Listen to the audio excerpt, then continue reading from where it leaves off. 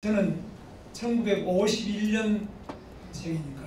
경북 영천에서 태어났는데 아무런 꿈도 없고 아무런 욕심도 없고 요즘에 갑자기 이게 지지도가 막 올라가요. 저는 학교에서 키운 겁니다. 좌익 운동권으로 키운 겁니다.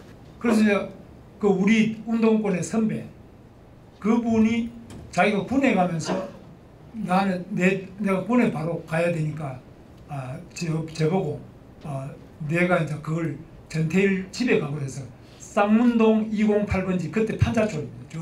지금은 아파트 단지가 됐는데요.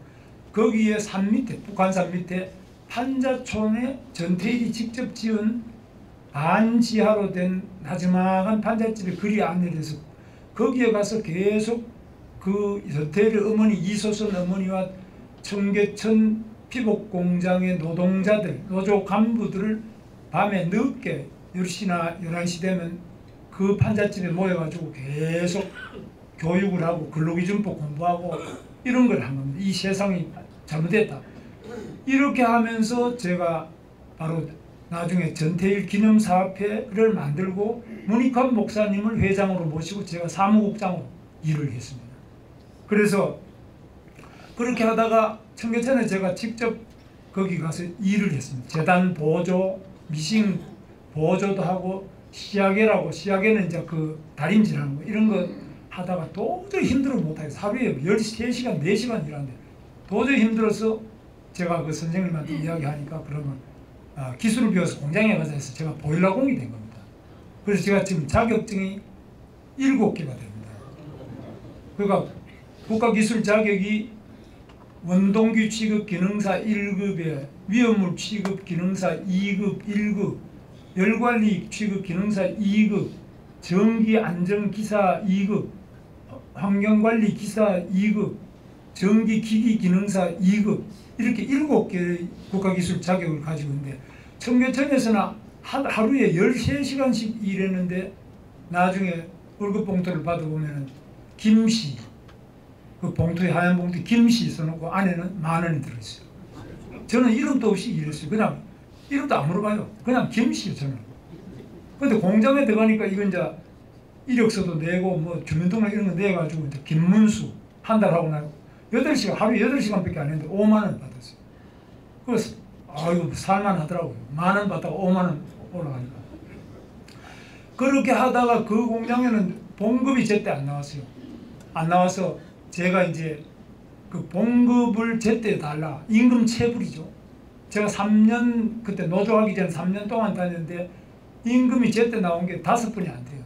계속 돈 남으면 봉급을 주고 안 남으면 봉급을 계속 미루니까 외상으로 먹었던 동네 가게들이 전부 다 언제 월급 나오냐 난리예요. 월급도 안 되면. 그런데 그런 상태에서 그 노조가 만들어졌는데 지금하고 좀 달라요. 그때는 정말 어려운 상태에서 노조를 만드는데 그 위원장들이 하도 회사에서 괴롭히면 그만두고 할 사람이 없었어요. 그래서 제가 이제 다시 내가 하겠다 해서 그 그만둔 위원장 뒤에 제가 이제 맡아가지고 노조위원장을 했는데 이래가지고 하다가 80년 이제 박정희 대통령이 79년 11.6 때 돌아가셨는데 제가 노조위원장 할 때예요.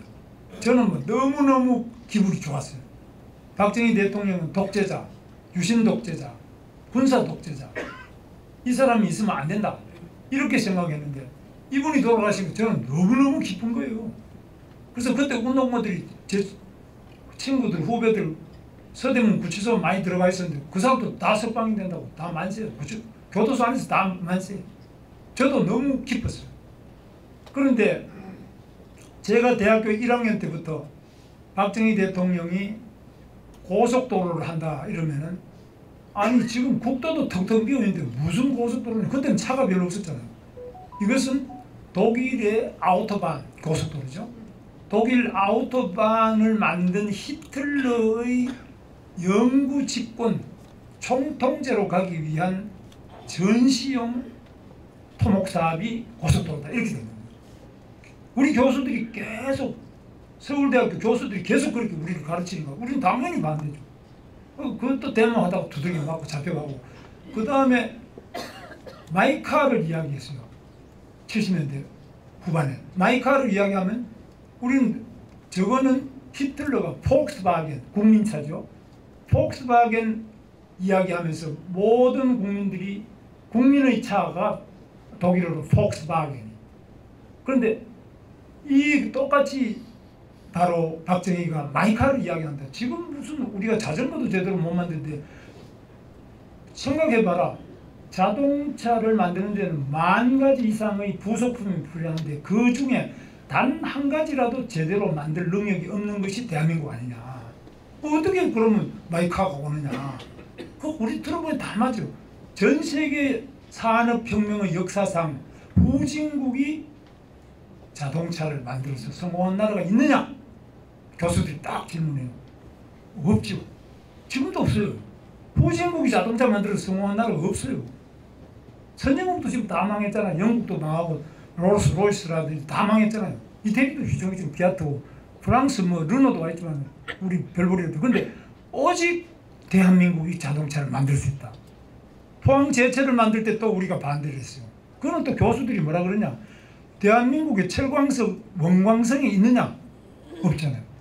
철광이라는 것은 어마어마한 용광로와 고로와 각종 아변시설 이런 것들이 어마어마한 장치시설이고 재료가 있어야 되는데 재료도 없고 그 장치를 만들 돈도 없고 기술도 없는데 또 우리 철광을 누가 사주느냐?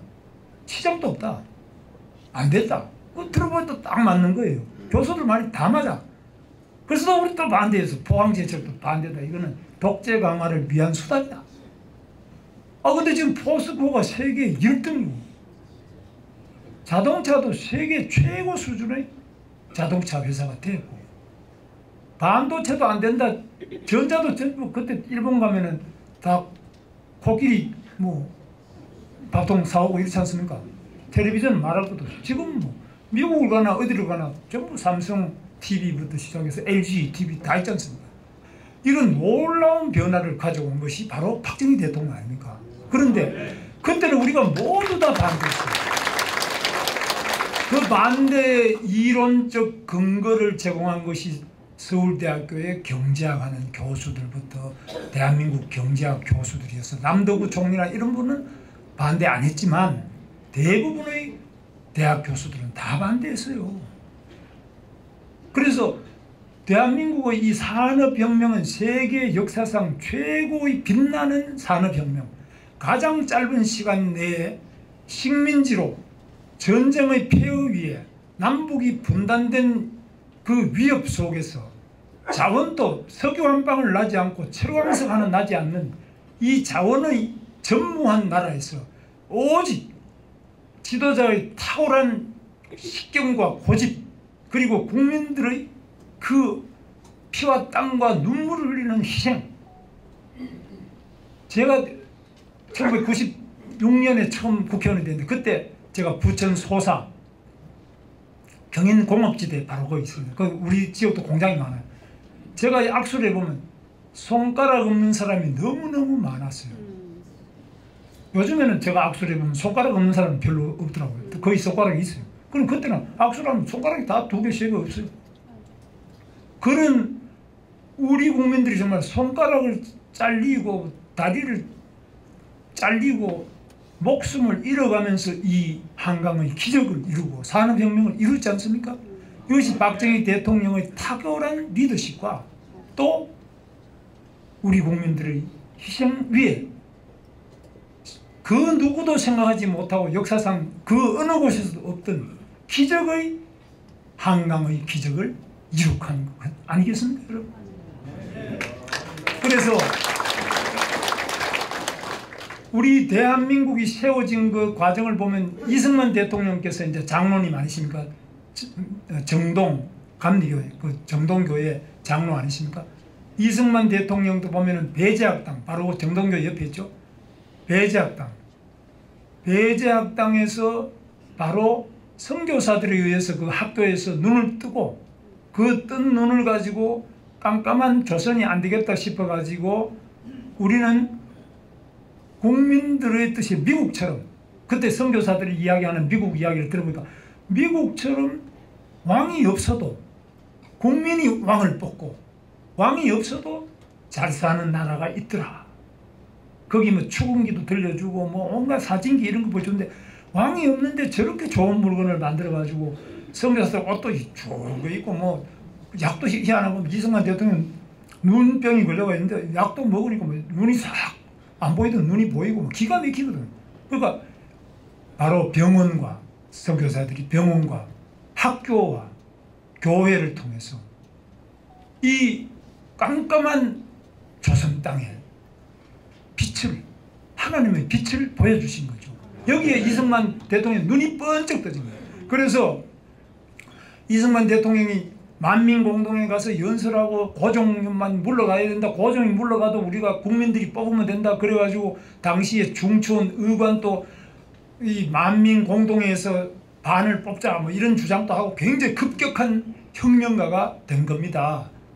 그래서 그 때문에 체포가 돼가지고 역적모의죄로 사형까지 받고 나중에 무기 받아서 타로 가다가 또 잡혀서 고생하다가 그런 가운데 5년 7개월 만에 한성 감옥에서 정말 너무너무 힘들어요. 그 사진도 여러분 다 보시겠습니다. 한성 감옥에서 여기에 목에도 족쇄를 하고 발에도 착고를 차고 이런 식으로 온몸을 움직일 수 없는 너무너무 심한 그 서대문 한성 감옥에서 지금 바로 영풍문고 종로 영풍문고 보신각 옆에 거기가 한성 감옥입니다.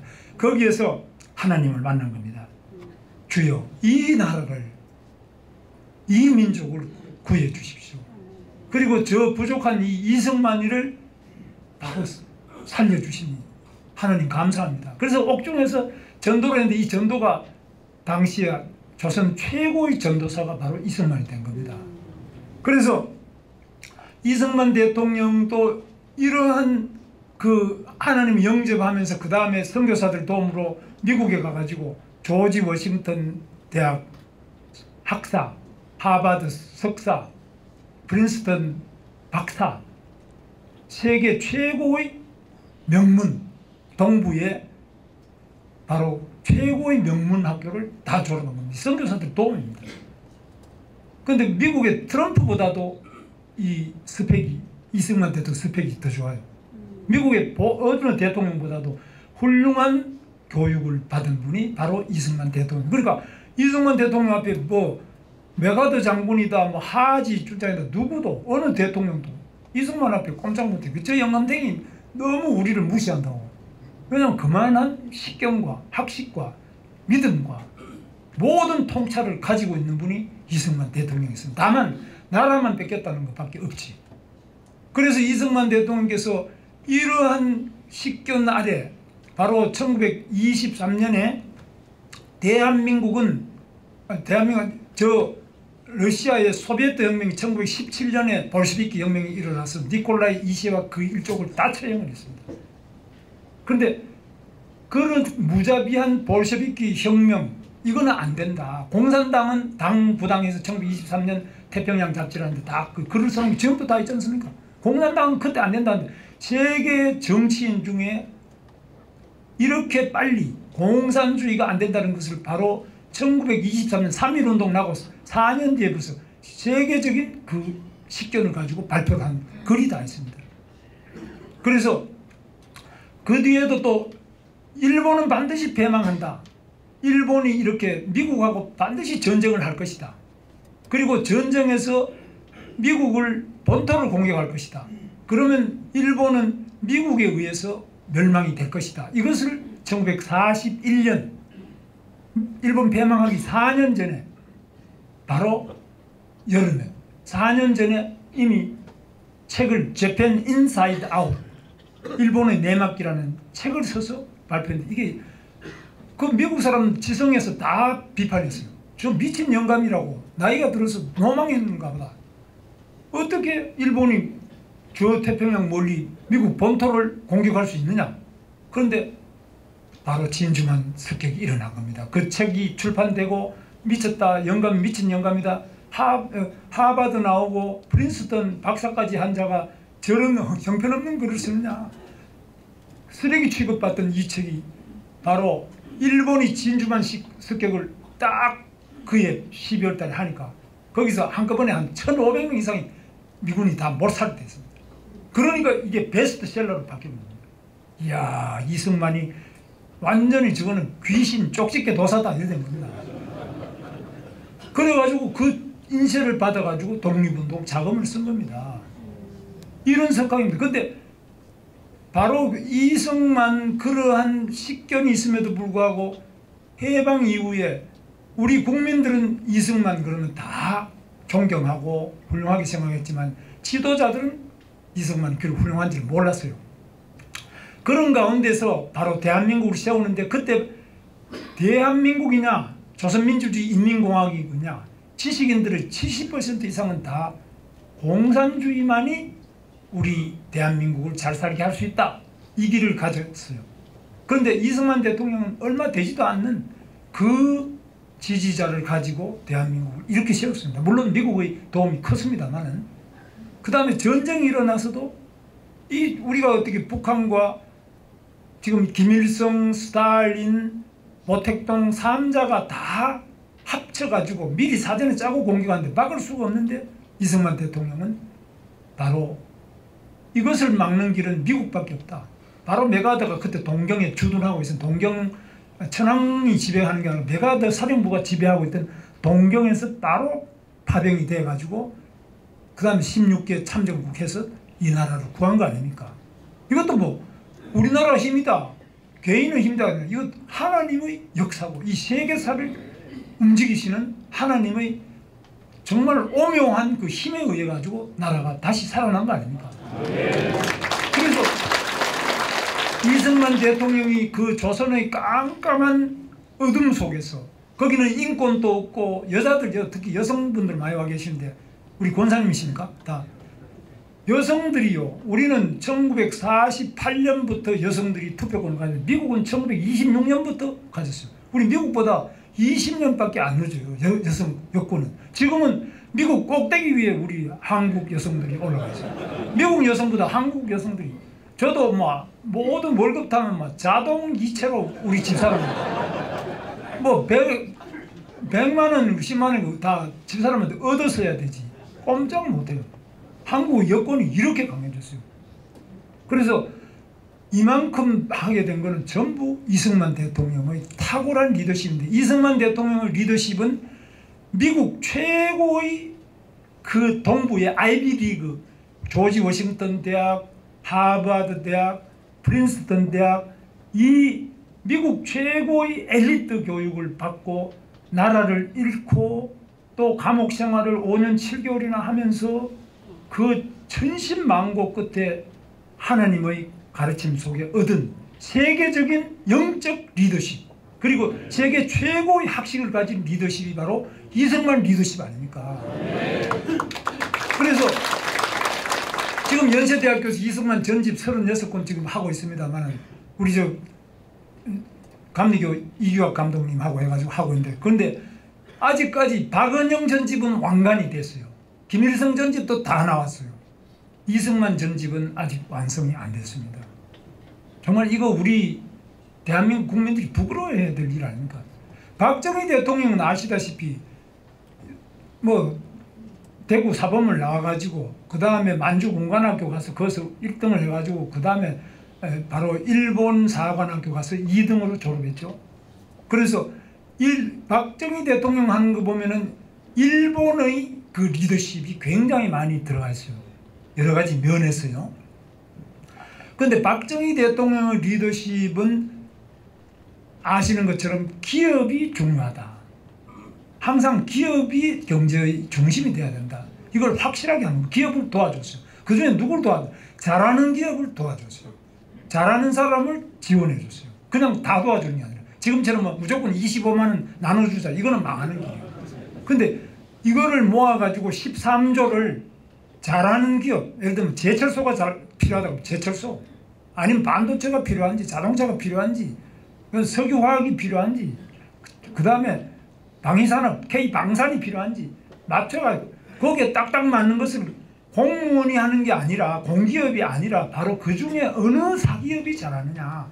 예를 들면 제철소는 공기업 비슷하게 시작했습니다만 자동차는 정주영 회장 당신 한번 해보시오. 뭐 이런 식으로 다 이렇게 기업인 중에 그 분야에 잘하겠다 하고 능력 있다고 생각하는 사람 밀어줘서 기업이 산업을 주도하게 해서 우리가 공산주의와 다른 바로 세계적인 글로벌 기업, 이걸 재벌이라 그러지만 우리는 그 좌익에서는 이거를 전부 다 재벌 해체라 그러지만 이런 훌륭한 기업을 만들어낸 겁니다. 그래서 이런 탁월한 리더십이 지금까지 우리 대한민국을 이끌어오는데, 지금 문제는 뭐냐? 대통령이라는 대통령, 이승만 대통령도 완전히 이거는 수구 꼴통처럼 친미 독재자처럼 이렇게 돼 있고, 박정희 대통령도 마찬가지고, 전두환 노태우는 말할 것도 없고 전부 다 이렇게 돼 있고, 요즘에는 대통령만 하면 다 감옥 갑니다. 임기를 못 마치고 감옥 갑니다.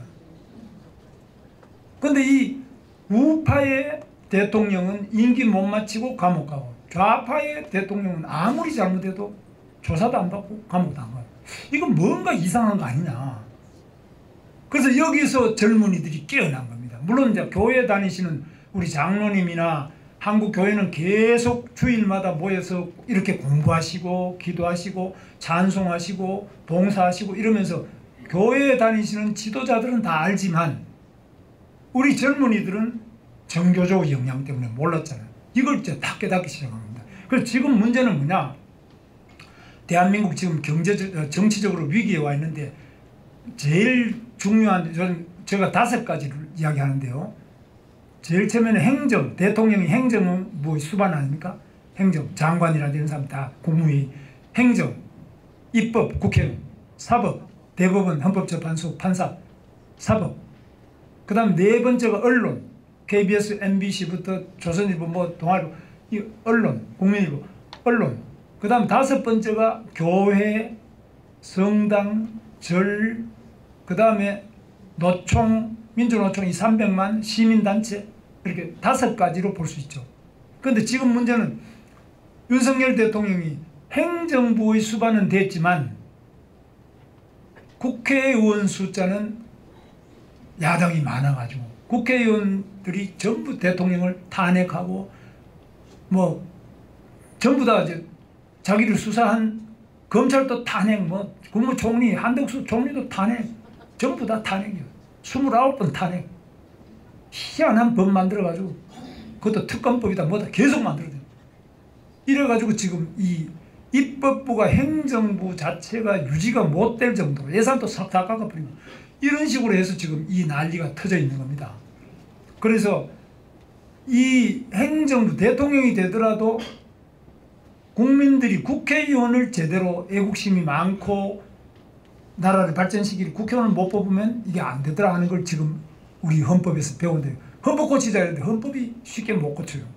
헌법을 고치려면 국회의원 200명 이상 동의를 해야 되고 국민의 과반수 이상 동의를 해야 되는데 우리 국민들은 내각제를 반대해요. 왜? 내각제를 하면 대통령을 국민의 손에서 뽑을 수가 없어요. 바로 국회의원들이 권한을 가지고 대통령 직선제가 없어지기 때문에. 그래서 지금 우리 여의도 정치인들이 꾀를 낸 게 이원정부제. 대통령 뽑기는 뽑는데 권한은 국방, 외교, 안보만 가지고 나머지 경제, 나머지 내치는 국무총리, 국회에서 뽑는 국무총리가 하자. 이런 식으로 합니다. 국회 다수당이 내치를 하고 그 다음에 국민이 뽑는 대통령은 국방, 외교, 안보만 해라. 이런 게 프랑스의 지금 이원정부인데, 이거는 프랑스는 보면 대통령은 미테랑하고 당시 쉬락 이 대통령과 총리가 계속 다퉈요. 계속 싸워요. 나라가 유지가 안 돼요. 우리는 해봤죠. 윤보선 대통령과 장면 총리. 결국 파탄 나서 5.16 군사혁명을 불러온 거 아닙니까? 나라가 안 돼요. 우리나라 국민들 성격이 맞지도 않아요. 그래서 이런 내각제 하자는 개헌론이 있어요. 그 다음에 이원정부제도 내각제하고 비슷해요. 원리가. 대통령 권한을 확 줄여가지고 하는데 이런 부분. 그러나 우리는 개헌에 대해서도 깊이 한번 생각을 해봐야 돼요. 그런데 개헌은 이렇게 난리를 치면서 되는 건 아니고, 현재는 야당의 대표가 개헌에 동의하지 않으면 200표를 받을 수가 없어요. 국회에. 말해봐야 안 되는 거예요. 아무리 밖에서 이야기해도 야당에서 자기들은 지금처럼 가서 대통령을 자기가 될 수 있다고 보기 때문에 자기들이 잡으면 그 기회를 다 가지는데 왜 나눠주느냐? 안 해요. 응하지 않아요. 그래서 야당이 동의하지 않는 개헌은 현재로서 안 돼요. 여자가 합의를 해야만 될까 말까. 그렇게 돼 있습니다. 그래서 이 개헌론이 있고요. 그 다음에 지금 중요한 거는 사법입니다. 사법부가 공직선거법 270조를 찾아보시면 이렇게 돼 있어요. 선거사범은 다른 어떤 재판보다 우선해서 1심은 6개월, 2심은 3개월, 3심은 3개월 내에 끝내야 된다. 633, 그러니까 12개월 만에 대법원 확정 판결을 내려야 된다. 강행 규정으로 공직선거법 270조 딱 나와 있어요. 근데 그걸 안 지켜요. 어느 판사도 안 지켜요. 그 지금 야당의 대표라든지 요즘에 한 사람은 예를 들면 울산시장 선거 이거는 지금 한 지가 원래 8년째 되는데 7년째 됩니다. 7년 되면 7년 동안 질질 끌고 있어요. 1년 만에 마찰하는 걸 7년 동안 질질 끌고 있어요. 그러니까 이 신속 재판 1년 내에 1, 2, 3심을 끝내라는 신속 재판을 법을 만들어 놔도 안 지키는 게 지금 우리 사법부입니다. 우리 법원이 이렇게 해서는 안 되죠. 지금 뭐 그것도 여러분 다 들어서 아실 거고. 그래서 이것도 바로 잡아야 됩니다.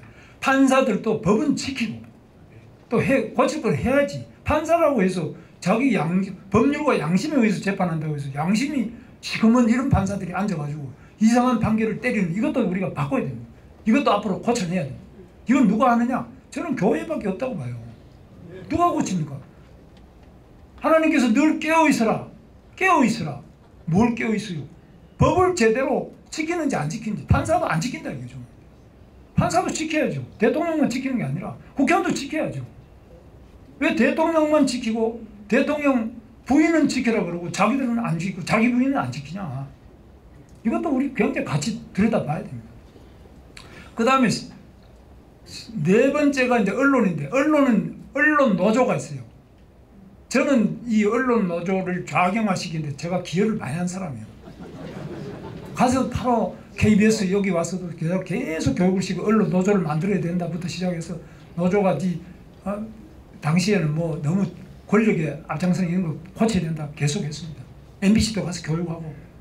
근데 지금 이 언론이 너무 한쪽으로 기울어져 있습니다. 그래서 이제 우리 수보검에서 이제 국민일보 만들고 이러셨습니다만 정말 정직한 언론, 사실을 보도하는 언론, 나라의 미래를 생각하는 언론이 돼야 되는데 그렇지 못한 게 많은데 이걸 고칠 수 있는 거는 대한민국 교회밖에 더 있겠습니까? 제가 교회밖에 없다라고 하는 말은 뭐냐? 교회는 첫째 매주 이렇게 모이셔요. 근데 매주 모이니까 좀 졸다가 또 매주 주일만 되면 흔들리니까 또 하루리 새벽에 있나. 이 새벽에 저도 오늘 오면서 이렇게 일찍 이렇게 많이 모이실 거는 생각 못 했는데 새벽에 잠도 안 자고 이렇게 깨어가지고 이러고 있어요. 이거는 교회가 아니고는 아무리 제가 국회의원들 이렇게 한다고 그래봐야 오겠어요? 1년에 한 번은 올지 몰라도 이거 매주 못 오잖아요. 그 다음에 두 번째가 또 꼭 이렇게 모여가지고 공부하시고 성경 공부하시고 기도하시고 그 다음에 찬송 찬양하시고 그 다음에 봉사하시고 이런 모든 실천을 하시고 그리고 헌금도 하시고 돈도 많아요. 보통 운동권이나 정치권은 돈 없다고 난리인데 교회는 돈이 차고 넘쳐요. 그럼 하나님이 그냥 부어주시는 거예요. 그러니까 이게 정말 이렇게 모든 조건을 다 갖추고 있어요. 가장 훌륭하신 분들이 모여가지고 기도하고 공부하고 봉사하고 또 사회를 향해서 정의로운 그런 힘을 발휘하는 이 교회가 있는데 그 다음에 마지막 다섯 번째가 이게 교회, 성당, 절, 그 다음에 노총, 민주노총, 그 다음에 각종 단체가 많아요. 이런데 이 단체들이 너무너무 좌경화되는데 그 이유는 학생운동권. 우리 조선공산당은 1925년에 창당됐어요. 중국공산당은 1921년에 창당, 그보다 4년 전에. 러시아 볼셰비키 혁명은 1917년, 중국공산당보다 또 4년 앞에 됐어요. 1917년 러시아 공산당, 21년 중국 공산당, 그 다음에 이쪽에 우리 조선 공산당 이래 되는데 지금 소비에트 러시아 공산당은 무너졌어요. 그러나 중국 공산당이 요즘 잘 나가서 미국하고 패권을 막 경쟁하고 있습니다. 그래서 우리 대한민국의 이 운동권들이 어디로 들어갔느냐? 바로 운동권 전대협, 한총련, 서울대학만 아니라 전국의 대학에 다 그 학생운동 장악하고 그 자들이 바로 고시공부해서 판사도 되고 언론사 기자도 되고 또 교회에도 여기 들어와 있는 분도 있어요. 있습니다. 사회 곳곳에 공무원 하는 사람도 있고 기업인 하는 사람도 있고 제가 아는 후배들 저는 뭐 감옥에서 2년 6개월을 살았어요. 그래서 감옥에 사는 사람들 뭐 내가 들어가서도 감옥 안에서도 막 그냥 북한의 그 어디 라디오를 어떻게 단파 라디오를 가져가서 북한 방송 대남 방송 그 바로 김일성 주체 사상을 가르치는 그걸 막 들어요. 그걸 공부를 해요.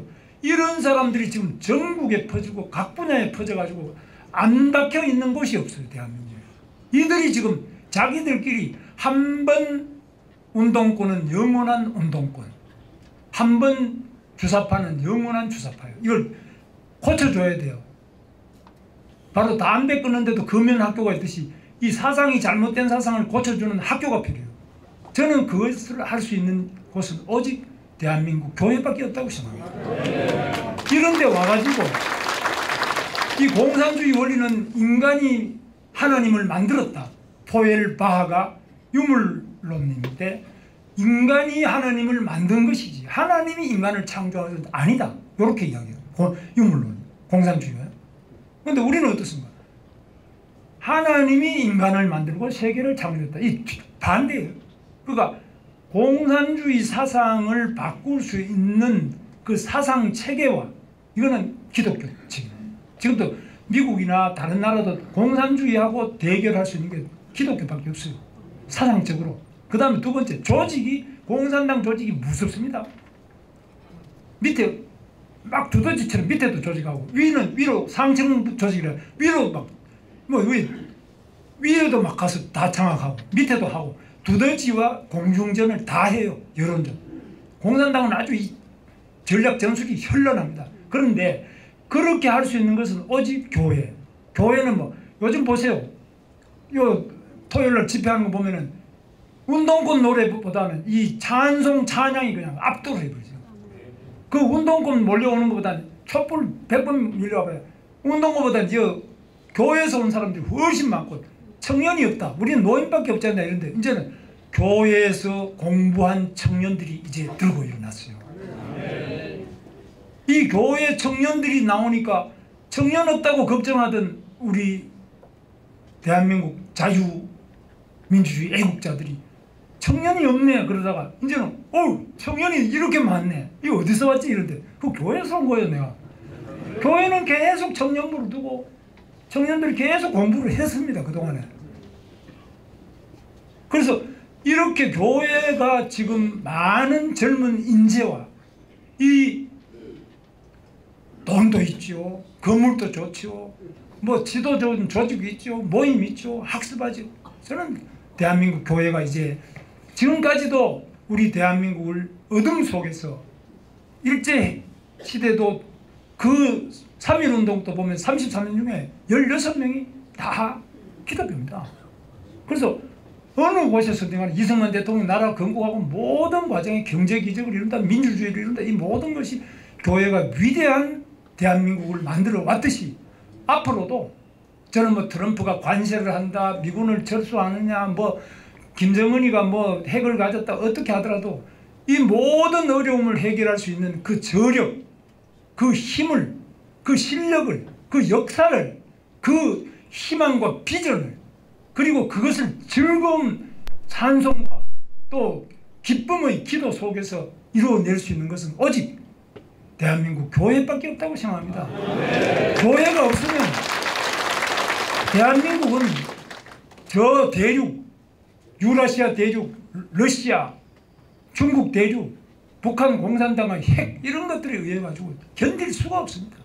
하나님께서 우리를 붙들어 주시고 우리를 이렇게 세우시고 우리를 승리하게 하실 것이라고 저는 믿고 그 제일 앞에 바로 순복음교회 그리고 장로님들께서 앞장서 주실 것이라고 확신합니다.